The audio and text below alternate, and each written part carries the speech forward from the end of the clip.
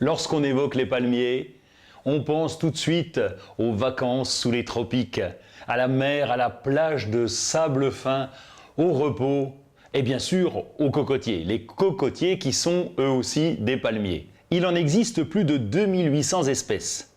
Les palmiers sont sur Terre depuis 85 millions d'années et on en trouve un peu partout sur la planète.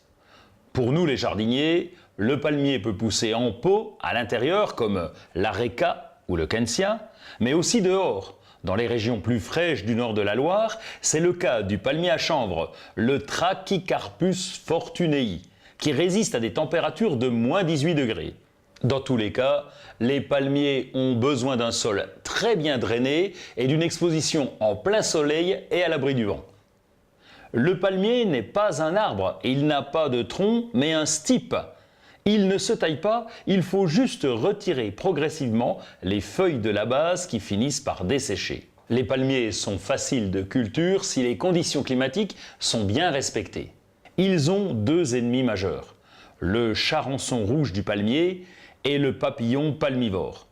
Les attaques peuvent être terribles pour la plante si les mesures ne sont pas prises à temps. Pour lutter naturellement contre ces deux parasites, Biotope propose Néma palmier.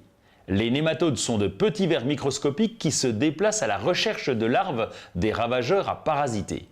Ils pénètrent dans leur corps et se multiplient à l'intérieur, entraînant ainsi leur mort en quelques jours. Mais rassurez-vous, nous aurons encore de belles journées à passer sur la plage, à l'ombre des palmiers.